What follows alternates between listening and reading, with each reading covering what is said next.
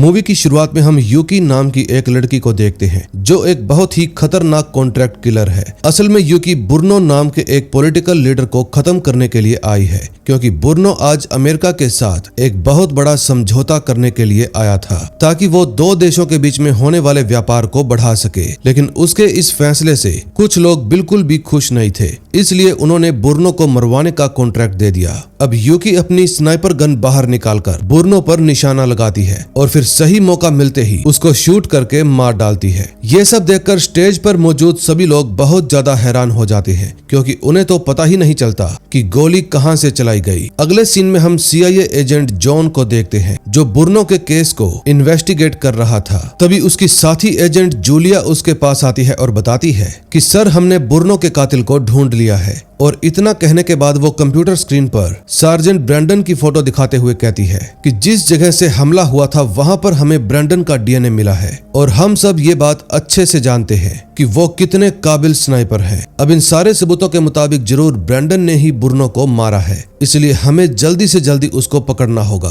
फिर ये जानकारी मिलने के बाद जॉन एजेंट सारा से कहता है कि तुम ब्रैंडन के घर पर एक स्क्वाड भेजो ताकि वो लोग उसको तुरंत पकड़ सके। अगले सीन में हम ब्रैंडन को देखते हैं जो अपने घर पर मजे से वीडियो गेम खेल रहा था। दरअसल उसने पूरे 5 साल बाद आज एक छुट्टी ली थी ताकि वो थोड़ा वक्त खुद के साथ भी बिता सके। लेकिन तभी अचानक से CIA की टीम उसके घर पर पहुंचकर उसको अरेस्ट कर लेती है। तभी हम यूकी को देखते हैं जो ब्रैंडन के घर के बाहर मौजूद थी। उसका प्लान ब्रैंडन को मारने का था ताकि वो दुनिया के सामने ये बात साबित कर सके कि ब्रैंडन ने बुर्नो को मारने के बाद खुद की भी जान ले ली। और ऐसा साबित होने पर CIA वाले इस केस को यहीं पर बंद कर देंगे और फिर यूकी अपने प्लान में कामयाब हो जाएगी। लेकिन CIA वालों ने वक्त से पहले ही ब्रैंडन को अरेस्ट कर लिया, इसलिए यूकी अपने बॉस से कांटेक्ट करके सारी सिचुएशन के बारे में बता देती है। तभी कुछ देर बाद CIA वाले ब्रैंडन को सेफ हाउस ले जाते हैं जहां एजेंट जॉन भी मौजूद था। फिर वो उससे पूछताछ करता है कि आखिर तुमने किसके कहने पर प्रेसिडेंट बुर्नो की जान ली थी। ब्रैंडन जवाब देता है कि मुझसे फालतू सवाल मत करो, क्योंकि मैंने बुर्नो को नहीं मारा।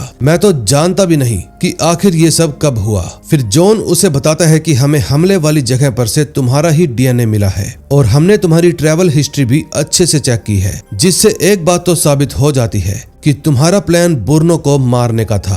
अब तुम झूठ बोलकर खुद को बचा नहीं सकते। मैं तुमसे एक और सवाल पूछना चाहता हूँ कि क्या तुम्हारे पिता थॉमस भी इस प्लान में शामिल थे?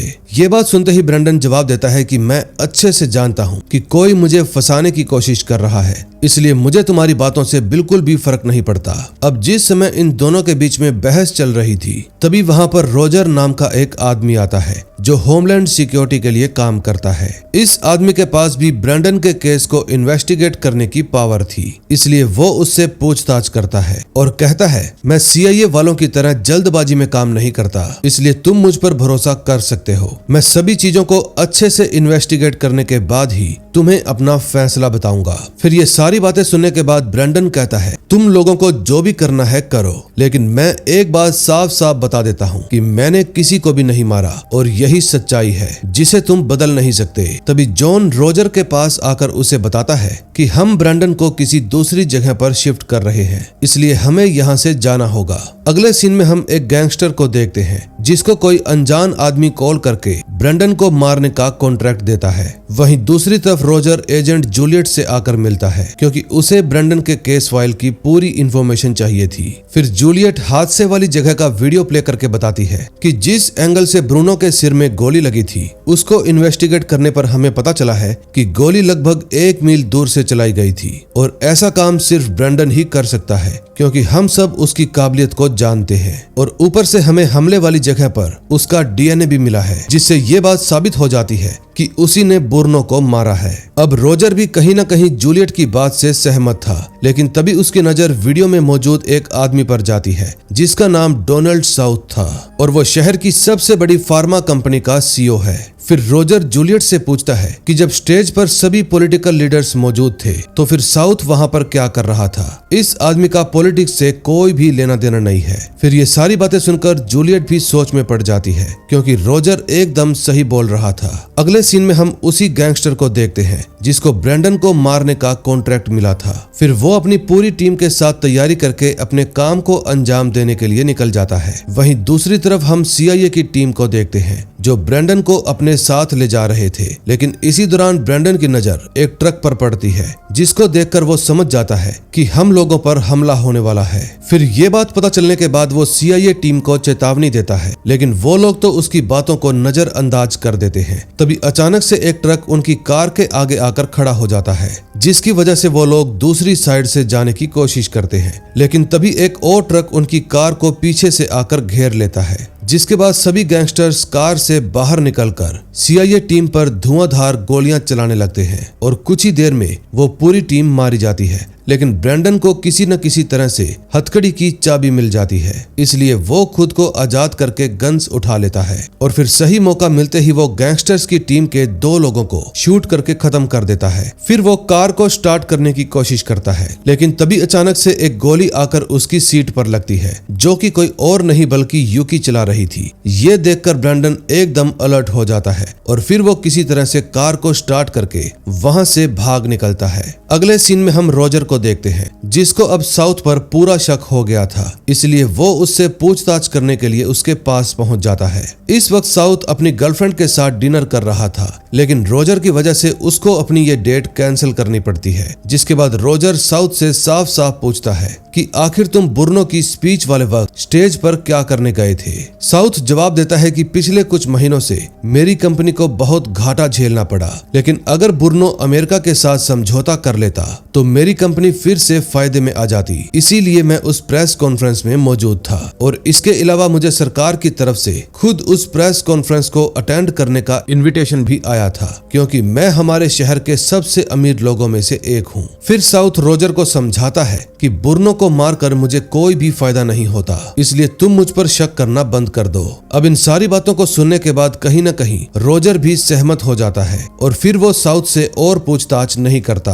अगले सीन में हम एजेंट सारा को देखते हैं, जो जॉन के पास आकर उसे बताती है कि कुछ रशियन गैंगस्टर्स ने हमारी टीम पर हमला कर दिया और वो सभी मारे गए, लेकिन ब्रैंडन किसी तरह से बचकर भाग निकला। हमें ये भी पता चला है कि जितने भी लोग उस हादसे में मारे गए हैं उनके ऊपर किसी स्नाइपर ने गोली चलाई थी, यानी कि अब मेरे हिसाब से ब्रैंडन की जान को भी खतरा है, इसलिए हमें जल्दी से जल्दी कुछ करना होगा। अब ये सारी बातें सुनने के बाद जॉन जवाब देता है कि तुम बिल्कुल गलत सोच रही हो, ब्रैंडन एकदम सही सलामत है, क्योंकि जिस स्नाइपर ने हमारी टीम पर हमला किया वो जरूर ब्रैंडन के पिता थॉमस होंगे, इसीलिए वो आसानी से बच निकला। अब सारा इस बात पर सहमत नहीं दिखती, लेकिन जॉन को खुद पर पूरा भरोसा था, इसलिए वो अपनी टीम को ऑर्डर देता है कि तुम लोग जल्दी से जल्दी थॉमस को पकड़ कर लाओ। अगले सीन में हम ब्रैंडन को देखते हैं, जो अपनी पुरानी कार को छोड़कर एक नई कार चोरी करने की कोशिश कर रहा था, लेकिन इसी दौरान 2 पुलिस वाले वहां पर पहुंच जाते हैं और उसको अरेस्ट करने की कोशिश करते हैं। अब ये सब देखकर ब्रैंडन अच्छे से समझ जाता है कि अगर वो अरेस्ट हो गया तो उसके पास खुद को बेकसूर साबित करने के लिए कोई रास्ता नहीं बचेगा, इसलिए वो ना चाहते हुए भी पुलिस वालों पर हमला कर देता है और फिर किसी दूसरे लड़के की कार में आकर बैठ जाता है। फिर वो उस लड़के को कहता है जितनी जल्दी हो सके मुझे यहाँ से किसी सुरक्षित जगह पर ले चलो। ये बातें सुनने के बाद वो लड़का चुपचाप ब्रैंडन को वहां से निकाल कर ले जाता है। दूसरी तरफ रोजर जूलियट से कांटेक्ट करके बताता है कि जिस तरीके से ब्रैंडन पर हमला हुआ है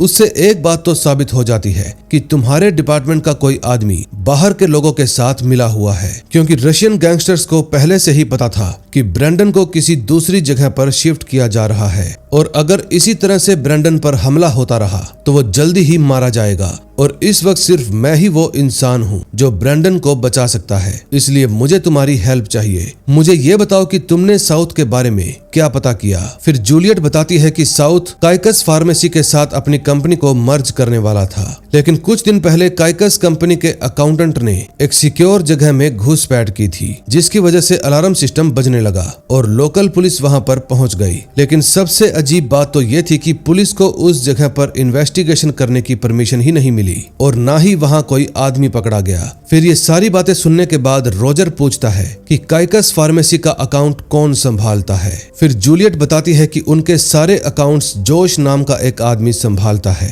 अब अगली सुबह रोजर जोश से मिलने के लिए काइकस कंपनी में पहुंच जाता है, लेकिन सिक्योरिटी इंचार्ज ड्रेक उसे इसकी परमिशन ही नहीं देता। फिर रोजर ड्रेक से कुछ महीने पहले हुई घुसपैठ के बारे में सवाल करने लगता है और फिर ड्रेक जवाब देता है कि वो सिर्फ एक गलतफहमी थी, क्योंकि जोश नशे की हालत में सिक्योर एरिया के पास पहुंच गया था, जिसकी वजह से अलार्म सिस्टम बज उठा। अब ये सारी बातें सुनने के बाद रोजर को कहीं न कहीं ड्रेक के ऊपर भी शक होने लगता है, इसलिए वो कंपनी से बाहर आकर एक बार फिर से जूलियट को कांटेक्ट करता है और बताता है कि मुझे ड्रेक के बारे में सारी इन्फॉर्मेशन चाहिए। फिर जूलियट तुरंत ही अपने काम पर लग जाती है, लेकिन इसी दौरान जॉन उसके पास आता है और कहता है तुम ये फालतू के काम करना बंद करो और फिलहाल ब्रैंडन को ढूंढने पर ध्यान दो। फिर जॉन के जाते ही जूलियट रोजर को मैसेज करके बताती है कि रशियन गैंगस्टर्स में से एक आदमी जिंदा बच गया था, जो इस वक्त हॉस्पिटल में भर्ती है। अगले सीन में हम रोजर को उसी हॉस्पिटल में देखते हैं, लेकिन पुलिस वाले उसको गैंगस्टर से मिलने की इजाजत नहीं देते। तभी रोजर अपना बैज दिखाकर बड़े ही स्टाइल में रूम के अंदर चला जाता है, लेकिन डॉक्टर उसको बताते हैं कि इस वक्त पेशेंट की कंडीशन बहुत ज्यादा नाजुक है, इसलिए आप उससे पूछताछ नहीं कर सकते। लेकिन फिर रोजर उनको समझाता है कि मैं पेशेंट को ज्यादा परेशान नहीं करूंगा, मुझे सिर्फ उससे एक सवाल पूछना है। अगले सीन में हम ब्रैंडन को देखते हैं, जो किसी तरह से अपने पिता के ठिकाने पर पहुंच गया था और वहां पर उसकी मुलाकात अपने पिता थॉमस से हो जाती है। दूसरी तरफ रोजर गैंगस्टर से पूछताछ कर रहा था कि आखिर तुमने किस इंसान के कहने पर ब्रैंडन को मारने की कोशिश की, लेकिन वो गैंगस्टर कोई भी जवाब नहीं देता। फिर रोजर गुस्से में आकर उसे बहुत बुरे तरीके से टॉर्चर करने लगता है। अब अपनी जान बचाने के लिए वो गैंगस्टर रोजर को बता ही देता है कि मेरी सिर्फ उससे फोन पर बात हुई थी, इससे ज्यादा मैं कुछ नहीं जानता। वो जब भी कॉल करता था उसके पीछे से हेलीकॉप्टर की आवाज आती थी। अब ये जानकारी मिलने के बाद रोजर चुपचाप हॉस्पिटल से चला जाता है। अगले सीन में हम जॉन को देखते हैं, जो अपनी टीम के साथ ब्रैंडन के घर पर आकर एक बार फिर से तलाशी लेता है और इसी दौरान रोजर भी वहां पर पहुंच जाता है, जिसको देखकर जॉन बिल्कुल भी खुश नहीं होता। फिर छानबीन करते वक्त सारा को एक बर्थडे कार्ड मिलता है, जिस पर कुछ कोऑर्डिनेट्स लिखे हुए थे और ये ब्रैंडन के पिता की लोकेशन थी। फिर आगे और छानबीन करने पर रोजर को ब्रैंडन के कमरे से एक फोटो मिलती है, जिसमें उसकी पूरी टीम मौजूद थी। फिर रोजर उस फोटो को जूलियट के पास भेज देता है और कहता है मुझे ब्रैंडन के सभी साथियों की इंफॉर्मेशन चाहिए। फिर जूलियट तुरंत अपने काम पर लग जाती है और उसे पता चलता है कि फोटो में ड्रेक भी मौजूद था, वही आदमी जो साइकस कंपनी का सिक्योरिटी इंचार्ज है। फिर जूलियट रोजर को यह भी बताती है कि रिकॉर्ड्स के हिसाब से ड्रेक 5 साल पहले ही मर चुका है। अब ये सारी बातें सुनने के बाद रोजर ड्रेक पर पहले से ज्यादा शक करने लगता है। फिर वो पूरी सच्चाई का पता लगाने के लिए सबसे पहले जोश को ढूंढता है और फिर उससे पूछता है कि आखिर तुम सिक्योरिटी एरिया में क्या कर रहे थे। तभी जोश उसको सच्चाई बताते हुए कहता है कि इसके पीछे ड्रेक का हाथ है। असल में हमारी कंपनी साउथ की कंपनी के साथ मर्ज होने जा रही थी, क्योंकि ऐसा करने पर हम दोनों को बहुत ज्यादा फायदा होता और इसकी सबसे बड़ी वजह थी ब्रूनो, जो अमेरिका के साथ एक बहुत बड़ा समझौता करने वाला था। लेकिन इसी दौरान मुझे हमारी कंपनी के अकाउंट रिकॉर्ड्स में कुछ गड़बड़ दिखाई दी, जिनके बारे में मैं और जानकारी हासिल करने के लिए सिक्योर एरिया में चला गया। लेकिन वहां पर छानबीन करते वक्त गलती से मेरे हाथों अलार्म सिस्टम एक्टिवेट हो गया। फिर जैसे ही ड्रेक को इस बात का पता चला कि मैंने अकाउंट रिकॉर्ड्स की गड़बड़ी को चेक करने के लिए सिक्योर एरिया में कदम रखा था, तो उसने मुझे धमकी देना शुरू कर दिया। उसने मुझसे कहा कि अगर मैंने इस बारे में किसी को भी बताया तो वो मेरी फैमिली को खत्म करवा देगा। अब मैं नहीं जानता कि आखिर ड्रेक प्लान क्या कर रहा है, लेकिन उसका कनेक्शन जरूर ब्रूनो के साथ ही होगा। अगले सीन में हम ब्रैंडन और थॉमस को देखते हैं, जो एक दूसरे से बात कर रहे थे। तभी अचानक से थॉमस को एहसास होता है कि कोई उनके घर तक आ पहुंचा है, इसलिए वो ब्रैंडन को एक स्नाइपर देकर घर के पीछे वाले दरवाजे से बाहर निकाल देता है। दरअसल वहां पर जॉन की टीम आई थी, जिन्होंने घर को चारों तरफ से घेर लिया था। इस वजह से थॉमस को भी सरेंडर करना पड़ता है। लेकिन इससे पहले कि वो कुछ कर पाते, जॉन के पास रोजर का फोन आ जाता है और वो उसे समझाता है कि ब्रेंडन एकदम निर्दोष है, क्योंकि मुझे अभी अभी पता चला है कि ब्रूनो को मारने के पीछे ड्रेक का हाथ था। उसी ने ब्रेंडन को फंसाने की साजिश की, इसलिए अब तुम कोई भी गलत कदम मत उठाना। फिर ये बात सुनने के बाद जॉन अपनी टीम को वापस बुलाने का फैसला करता है, लेकिन तभी अचानक से वहां पर गोलियां चलने लगती हैं, जिसमें कुछ CIA एजेंट्स मारे जाते हैं। असल में ये काम यूकी का था, जो ब्रेंडन को ढूंढते हुए वहां पर पहुंच गई थी। अब गोलियां चलने की वजह से जंगल में भगदड़ मच जाती है और इसी बात का फायदा उठाकर थॉमस भी घर के अंदर वापस आ जाता है, जिसके बाद वो अपनी स्नाइपर लोड करके यूकी को ढूंढने की कोशिश करता है। तभी ब्रेंडन भी गोलियों की आवाज सुनकर अपनी पोजीशन ले लेता है, जिसके कारण यूकी कोई भी हमला नहीं करती, क्योंकि वो अच्छे से जानती थी कि अब उसके सामने दुनिया का सबसे बेहतरीन स्नाइपर मौजूद है और अगर उसने एक भी गलती की तो वो तुरंत ही मारी जाएगी। फिर इस मामले से निपटने के लिए यूकी एक एजेंट की ऑटोमेटिक गन पर निशाना लगाती है, जिसकी वजह से वो हर तरफ फायर करना शुरू कर देती है और इसी मौके का फायदा उठाकर वो वहां से भाग जाती है। लेकिन अब थॉमस और ब्रेंडन उसका पीछा इतनी आसानी से छोड़ने वाले नहीं थे, क्योंकि उन्हें अच्छे से पता है कि यूकी ही ब्रेंडन को निर्दोष साबित कर सकती है। फिर वो दोनों जंगल में उसकी तलाश शुरू कर देते हैं, लेकिन इसी दौरान यूकी एक बार फिर से ब्रेंडन को मारने की कोशिश करती है, लेकिन थॉमस सही वक्त पर उसकी गन पर शूट कर देता है, जिसकी वजह से ब्रेंडन की जान बच जाती है। अब यूकी और ब्रेंडन आपस में ही लड़ने लगते हैं। कुछ देर तक उनके बीच में खूब खतरनाक लड़ाई होती है, जिसमें यूकी हर बार ब्रेंडन को चकमा दे रही थी। अब आखिरकार जब वो ब्रेंडन को घायल करके उसे मारने वाली थी, तो थॉमस उसके पीछे से आकर उस पर गन तान देता है और यूकी पकड़ी जाती है। अगले सीन में हम रोजर को देखते हैं, जो ड्रेक के घर पर पहुंचकर छानबीन कर रहा था और इसी दौरान उसे कुछ टिकट्स मिलती है जो एक आइलैंड की थी। उनको देखने के बाद रोजर समझ जाता है कि ड्रेक जरूर इसी आइलैंड पर गया होगा। वहीं दूसरी तरफ ब्रेंडन जॉन को कांटेक्ट करके बताता है कि मैंने असली कातिल को पकड़ लिया है। इस लड़की ने अभी अभी तुम्हारे 5 सोल्जर्स को मारा है और मुझे पूरा भरोसा है कि इसी ने मुझे ब्रूनो के मर्डर के केस में फंसाया होगा। अब जूलियट जल्दी से यूकी के बारे में जानकारी इकट्ठा करने लगती है और उसे पता चलता है कि वो याकुजा गैंग की सबसे खतरनाक कॉन्ट्रैक्ट किलर है। ये सब जानने के बाद जॉन को भी भरोसा हो जाता है कि ब्रेंडन एकदम बेकसूर है, इसलिए वो अपनी दूसरी रेस्क्यू टीम को ब्रेंडन के पास भेज देता है। फिर जॉन के पास पहुंचने के बाद ब्रेंडन उससे पूछता है कि आखिर ब्रूनो को किस वजह से मारा गया। तभी जूलियट बताती है कि ये सब कुछ पैसों की वजह से हुआ है, क्योंकि समझौते के दौरान कोई अमेरिकन सोल्जर अगर ब्रूनो को अमेरिका की धरती पर मार देता तो इससे समझौता अपने आप ही खत्म हो जाएगा और ऐसा होने पर ब्रूनो के देश में मौजूद अमेरिकन कंपनी के स्टॉक प्राइस में बहुत बड़ा बदलाव आ जाएगा, जिसका फायदा उठाकर ड्रेक ने काफी सारे पैसे कमाने का प्लान बनाया था। फिर ड्रेक की फोटो देखकर ब्रेंडन तुरंत समझ जाता है कि वो तो क्लार्क है, जो कभी मेरी बटालियन में काम किया करता था। तभी ब्रेंडन जॉन को बताता है कि क्लार्क अपनी ड्यूटी के दौरान बहुत सारे क्राइम कर रहा था, जिसकी खबर मैंने अपने सीनियर तक पहुंचा दी थी और इसी वजह से उसको बटालियन से बाहर निकाल दिया गया। इन सारी बातों को सुनने के बाद जॉन समझ जाता है कि क्लार्क ने अपनी पहचान बदलकर ब्रेंडन को फंसाने का प्लान बनाया था, ताकि वो उससे अपना पुराना बदला लेने के साथ साथ बहुत सारे पैसे भी कमा सके। अब सारी सच्चाई जानने के बाद ब्रेंडन यूकी से कहता है कि तुम ड्रेक को कॉल करके कहो कि तुमने मुझे पकड़ लिया है, ताकि हम उसके ठिकाने तक पहुंच सके। फिर यूकी ड्रेक को कॉल करके बताती है कि मैंने ब्रेंडन को पकड़ लिया है। अब ये बात सुनते ही ड्रेक काफी ज्यादा खुश हो जाता है और फिर यूकी को अपना एड्रेस बता देता है, ताकि यूकी ब्रेंडन को लेकर वहां पर पहुंच सके और ड्रेक उसको अपने हाथों से मार सके। फिर ब्रेंडन जॉन की टीम के साथ पूरी तरह से तैयार होकर अपने मिशन पर निकल जाता है। वहीं दूसरी तरफ हम रोजर को देखते हैं, जो ड्रेक को ढूंढता हुआ एक घर तक पहुंच जाता है। उसको लगता है कि ये घर ड्रेक का ही होगा, लेकिन वो गलत था, क्योंकि वहां पर साउथ के परिवार की फोटो रखी हुई थी और ये सब देखकर रोजर समझ जाता है कि साउथ भी ड्रेक के साथ मिला हुआ है। अब इससे पहले कि वो इस बारे में जॉन को बता पाता, ड्रेक वहां पर पहुंच जाता है और रोजर पर हमला करके उसे बुरे तरीके से घायल कर देता है। तभी थोड़ी देर बाद जब रोजर की आंख खुलती है तो वो खुद को साउथ के सामने देखता है। फिर साउथ उसको बताता है कि मैंने अब तक जो कुछ भी किया उसके पीछे की वजह है मेरी कंपनी। असल में जब मुझे ब्रूनो के समझौते के बारे में पता चला तो मैंने साइकस फार्मा कंपनी के साथ मर्ज करने का फैसला किया, क्योंकि इससे हमें बहुत ज्यादा फायदा होता। लेकिन मर्जर कॉन्ट्रैक्ट साइन करने के बाद मुझे कुछ ऐसी बात पता चली जिससे मैं समझ गया कि साइकस कंपनी पूरी तरह से मेरी कंपनी को टेक ओवर करना चाहती है ताकि वो मुझसे सब कुछ छीन सके।